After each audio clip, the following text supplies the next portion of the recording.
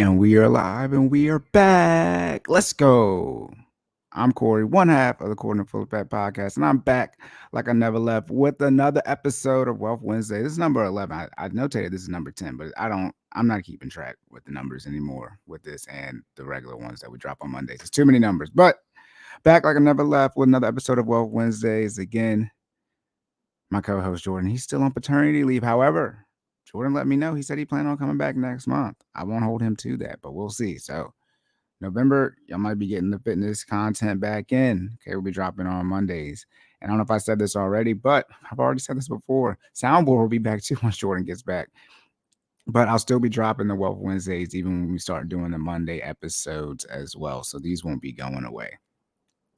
But on the Corner Full Effect podcast, we discuss health and wealth, finances and fitness, and everything in between. And we want to make sure you save more and say less and keep making better your best. But again, while my co-host is out on paternity leave, you guys are getting just straight financial information. And on Wealth Wednesdays, we get straight to it. But before I get into it, because I know you see that title of the video, talking about people delaying their purchases, trying to pay off debt. I feel like I've already said this before. Make sure y'all hit that like button for the YouTube algorithm. Make sure you share and subscribe, leave your comments as well.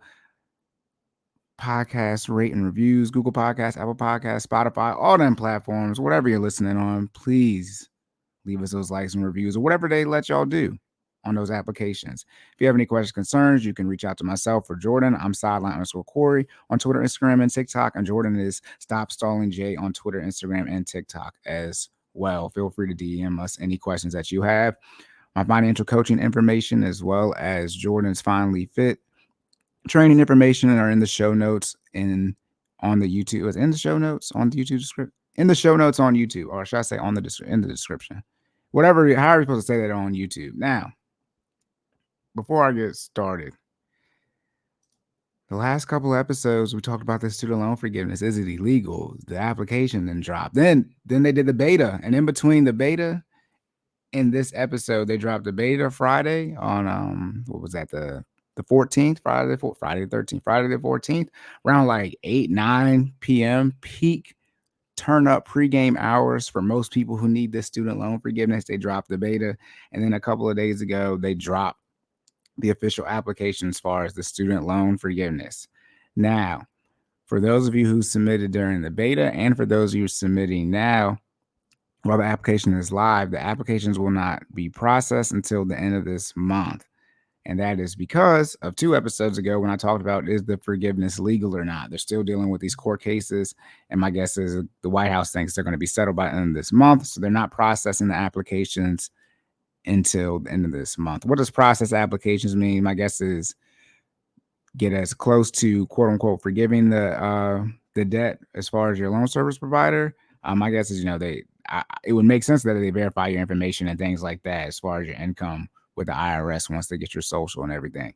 But the student loan forgiveness application is out. If you have not applied for it, again, like with the beta, if you've just been waiting, and you've been taking a break because every time you try to get on the beta, it's not out. The official application is out, so you don't have to worry about the website being down from a beta perspective. If the website is down, that's just due to a traffic issue, which is different from when the beta was up and they were just making the website live periodically. Now, that's it for the student loans. But today we're gonna get into an article. Y'all know where do I go for the articles, y'all? Y'all know where I'm going. I'm going to CNBC. I always go to CNBC. Y'all know what I always got to figure out how to do though. I always got to figure out how to share my screen. It's always so difficult. All right, boom. Is that showing? Come on, load for me. Load for me, baby. There we go. All right. CNBC article says delaying big purchases, reducing debt. 76% of adults are making lifestyle changes to prepare for a potential recession. Published Thursday, October 13th, 2022. This is by Sarah O'Brien. This was last updated Monday, October 17th. 76%. Shout out to the Pareto distribution, the 80-20 rule. It's always the 80-20 rule. If you want to guess a percentage, just say, 80% or 20%. That's what it always is. 76%, 80% of adults preparing for an inflation. They're making lifestyle adjustments now. I don't know what episode I said this on, but I think I said, when do you prepare for a recession? you prepare for a recession before a recession. You can prepare for a recession during a recession, but you definitely do it before it happens. Okay, you don't wait to you're struggling financially, the economy's doing that bad to prepare for a bad economy. That doesn't make sense. But we're gonna get into this article again. I do my best not to look at these articles or listen to anything, so we get in a live reaction at the same time. So some key points. Now it says 84% of adults say they are concerned that a recession is on the horizon. Additionally, 74% said their concerns about inflation have increased, but only 76% of adults are making lifestyle changes. If you are worrying about job loss during recession, be sure to make arrangements to have sufficient emergency funds, experts say. Experts are letting you know that you need to have an emergency fund in case financial hardships show up at your doorstep. We need experts to let us know about this, y'all. Okay, here we go. Majority of U.S. households are taking the possibility of an economic recession seriously. New research suggests. Oh, before we get into recession, definition of a recession. Let's see. Who declares a recession?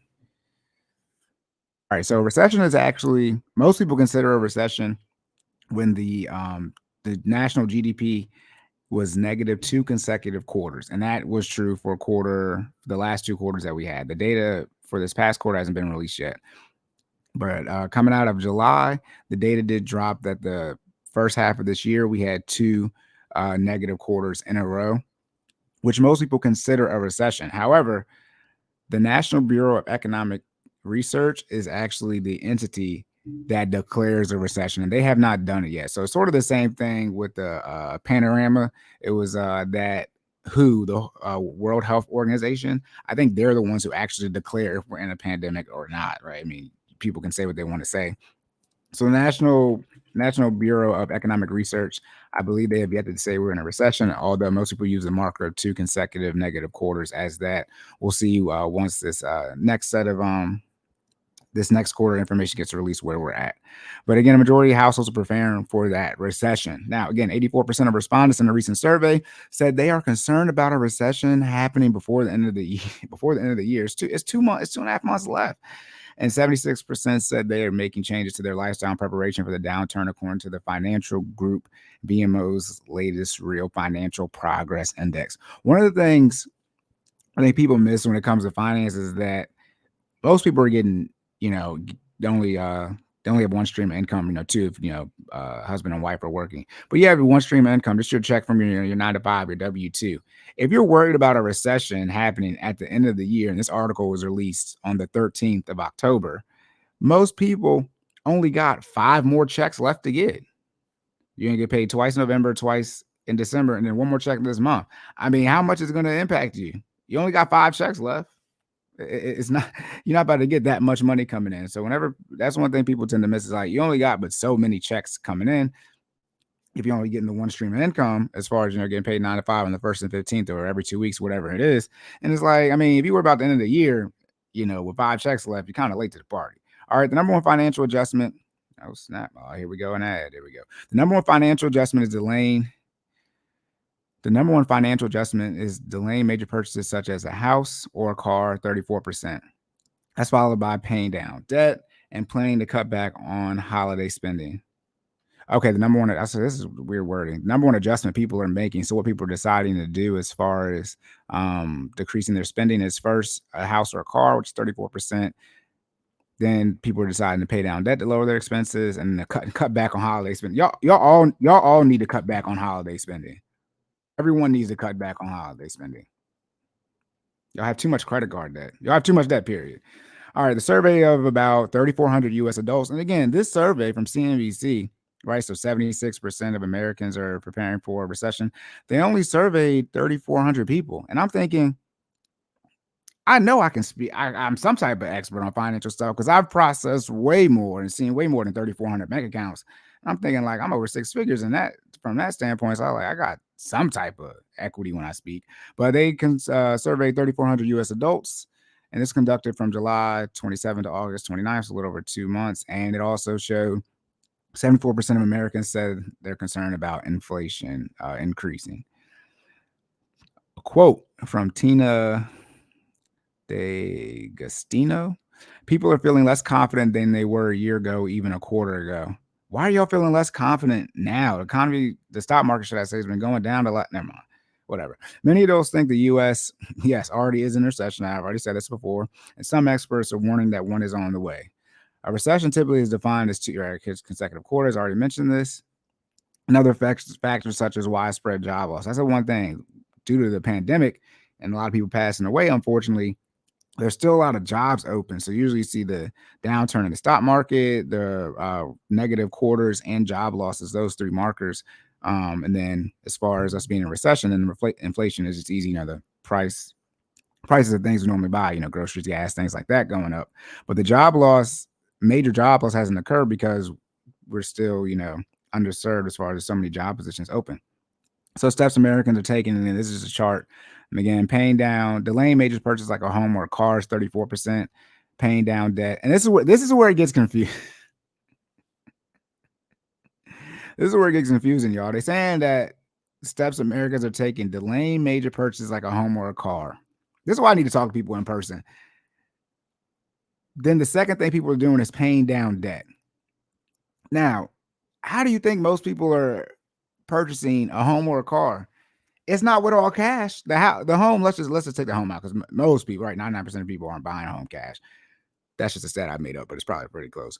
But most people are taking out debt for their car. So most people are like, nah, I'm not going to delay a major purchase like a car, but then I'm going to pay down my debt. But then after I pay down my debt, what are you going to do? Go take out a car loan? That's confusing. Planning to reduce holiday spending. Again, this the first three things are quote unquote debt related. Most people go into debt for holiday spending. They rack up that credit card debt, but then they go, okay, allocate more income to savings and then staying in a job they don't enjoy. Yeah, don't change jobs if you're gainfully employed. That doesn't make any sense. Oh my goodness, those are some interesting stats. So what are people going to do? They're going to avoid going into more debt. That's what the first three are: delaying home or car purchase. People take out debt for those two, paying down debt, and then planning to reduce holiday spending. So people are going to try to decrease their debt / increase their net worth. What are the chances? My goodness. First part of that calculation is already true. Economy contracted, in the first two quarters of this year, 1.6 and the 0.6%, and then respectively, according to the Bureau of Economic Analysis. An estimate for the third quarter will be released October 27th. So I won't have that number for y'all next episode, but I will 2 weeks from now. However, if I remember to get it. However, the job market remains tight. The unemployment rate is low. Unemployment is 3.5%. See, back in 2008, 2009, I remember in high school when I was in economics class, we were in that 9.5%, 10% range for unemployment. All right, this is only 3.5%, which is extremely low. Inflation remains stubbornly high. Well, we did not know that. At the same time, persistently high inflation, 8.2% over the last year, is pinching household budgets and causing the Federal Reserve to continue increasing interest rates. Again, inflation is like, they calculate it based on like certain goods that we purchase. Is not everything isn't adding to the inflation number, but when you see gas going up, you see your if you go grocery shopping every week like I do, and you're somehow paying more and more every 7 days for the same things that you buy.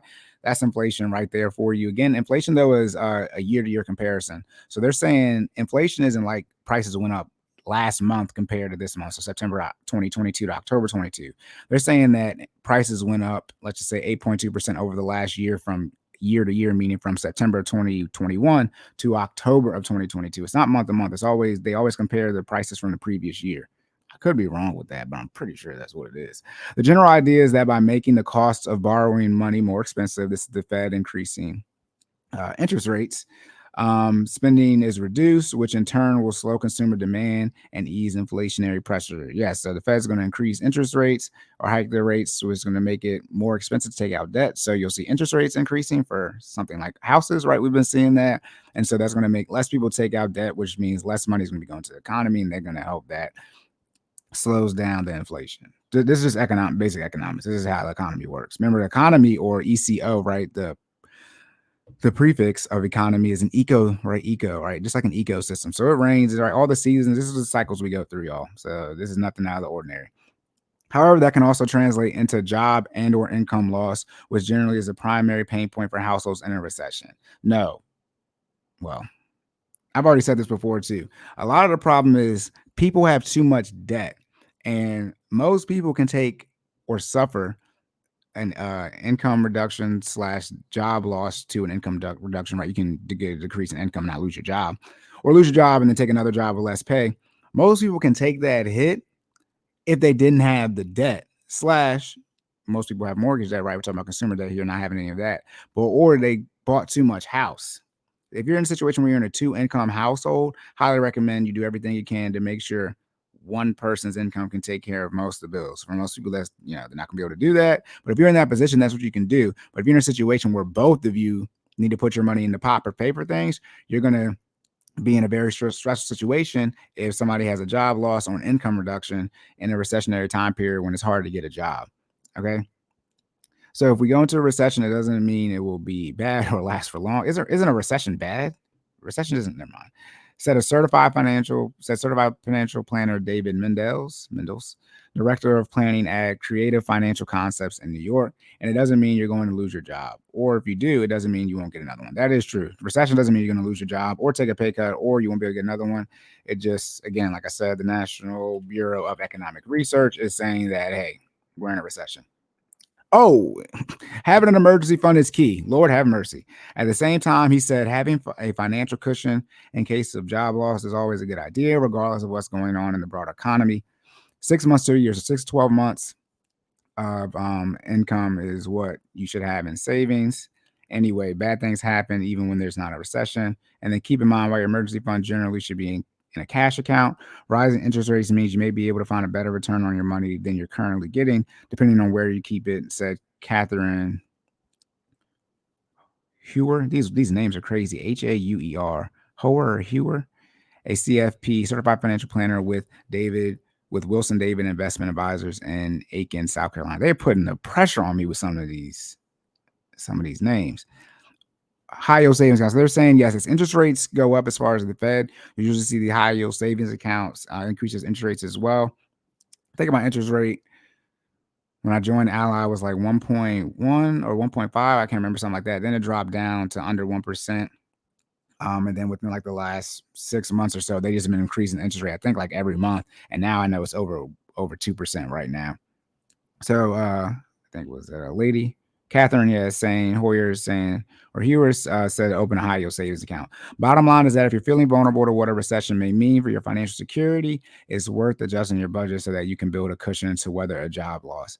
If you have that safety net, you can face the future more confidently, Mendels said. Yes, emergency fund. I've already said this before, but yes, you need to have an emergency fund in place. I'm on the 3 to 6 month side of things, not the 6-12 month side. Obviously, got to be careful if you're someone who doesn't want to have your cash in a savings account. You want to put it in the stock market because it's been going down right now, right? So you got to be careful with that. But definitely need to have at least 3 months of expenses saved, so you can weather a job loss or anything like that from recessionary issues. Recession issue. Recessionary? Not a word? All right, whatever. He also said it may be worth opening a home. Oh no, hold on, y'all. I mean, my guess he's not in the survey, but this don't make no sense. So let's go to the top. I'm going to close out. So steps Americans are taking to prepare for a possible recession. Delaying major purchases like a car or home, which most people use debt to take out. So they want to decrease their debt, then pay down debt, so decrease their debt again. Plan to reduce holiday spending. Most people put holiday spending on credit cards, so reduce debt again. So the top 3 things people are trying to do is reduce their debt. However, this man Mendels, where's Mendels at? Let me get Mandel's first name, because we're gonna call you out by first name, bro. Because this is crazy. David Mendels. Certified financial planner. I'm just reading what you said in this article and what's related above what you said. He is saying it may be worth opening a home equity line of credit now and not using it. And then if you lose your job, you have access to funds. For those who don't know, shout out to your first time listening to the episode. We appreciate you. Make sure you hit that like button, share, and subscribe. David is telling y'all to take out debt, but then most Americans are doing what? Delaying major purchases like a home or a car, which is taking out debt. Then they're going to pay down debt. How are you going to pay down your debt as a second priority as far as the survey of 3,400 Americans, but then tell people to take out debt? How are you going to pay down debt and take it out? Then planning to reduce holiday spending. Again, reducing debt, because most people do holiday spending on credit cards. This is insane. This is insane. Oh my goodness. Where is that?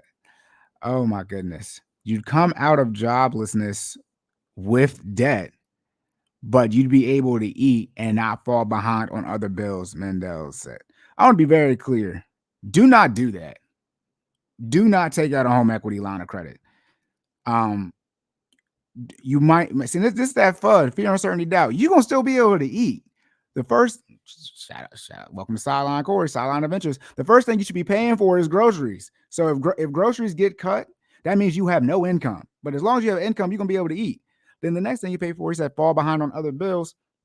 Necessities, debt payments, investments, lifestyle. As far as your budget necessities, the main things you need to pay for: prioritizing the financial house, food, then shelter in the form of your rent or your mortgage, and then your utilities. Utilities, like if you Wi-Fi in there, cell phone bill, things like that, heat, electricity, gas, all those type of things, gas for your house. Third thing is basic clothing. Okay, basic clothing necessities. All right, basic clothing. All right, if you're a grown adult, you're not gaining weight or losing weight significantly, and my guess is you're not, growing, right, as far as height. You don't need to buy no new clothes. Obviously, you have small children. You're going to have clothes in your budget for that. Fourth thing is gas for your car insurance, and your car note if you have one. And the fifth thing is any other insurance you pay, like life insurance, anything you pay that's not with your employer. And the sixth thing is the emergency fund. So those 6 things, most of y'all going to be able to take care of. When you're talking about falling behind on other bills, I want to be very clear. And this happened during the pandemic. A lot of you don't know financial institutions and whoever your utilities are with, they will work with you if you get behind on your bills don't get behind on them, because you need to contact them before you get behind on them. But if you have some type of job loss or significant income reduction, you need to contact them immediately. I recommend you contact them before you contact your spouse. The financial institutions and utility companies will work with you. Now, how long or how well, right, they'll work with you, right? That's up for debate. Depends on, who you are and what you got going on in previous history, especially with financial institution, right? You can't be behind on all your payments, right, for the last 2-3 years. You're up to date right now, and then talking about, hey, I'm gonna have issue again. They're gonna be like, okay, you always have issue paying your bills, but they will work with you. Do not fall behind on your utilities, and do not fall behind on your rent or mortgage. And then your card note. Everything else, the credit card. Oh yeah, you fall behind. I mean, credit card minimum payments are very low, but go ahead and fall behind on your credit cards. Don't if you're gonna cut one of your payments and you're in a very drastic situation, I might care about making no credit card payments. Out of all the types of debt, now if you're behind on taxes, pay that. But credit card payments is look what they gonna do now. You gotta repo your car, right? You can get evicted. They can take foreclose on your house. But some of y'all are hell bent on making your credit card payments, so you don't ever miss a payment. It's like, bro, if you got to make a mortgage, car note, or credit card payments, like credit cards is the least important of those 3. Bump your credit score. We're talking about being in a situation you come out of joblessness with debt, but you be able to eat and not fall behind on other bills. It's like, look, man, just fall behind on the bills if you have to. Don't take out the debt.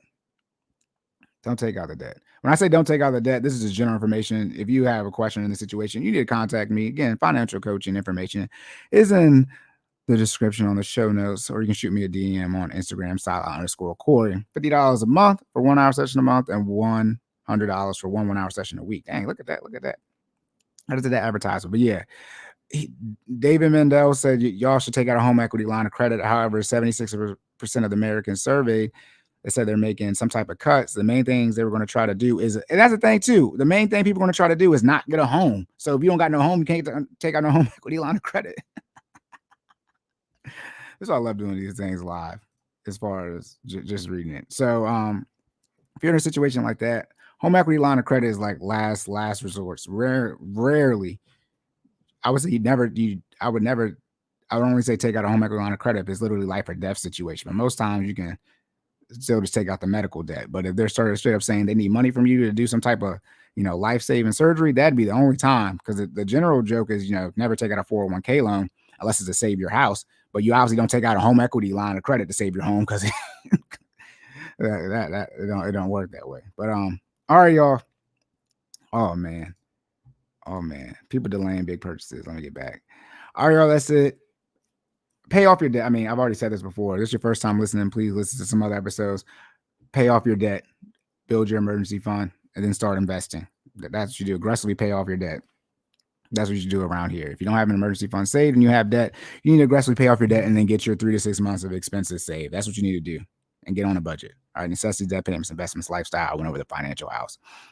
All right, y'all. Again, make sure to hit that like button for the YouTube algorithm. You leave them rating reviews on the podcast platforms. Again, I'm your host, Silent_Cory. My co-host Jordan.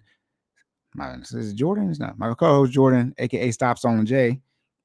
Still on paternity leave, but he will be back shortly. But as always, y'all, if you have any questions, concerns, please reach out to us. But if not, I'm going to catch y'all next week. So remember to save more, say less, and keep making better your best. And I will catch y'all in the next one.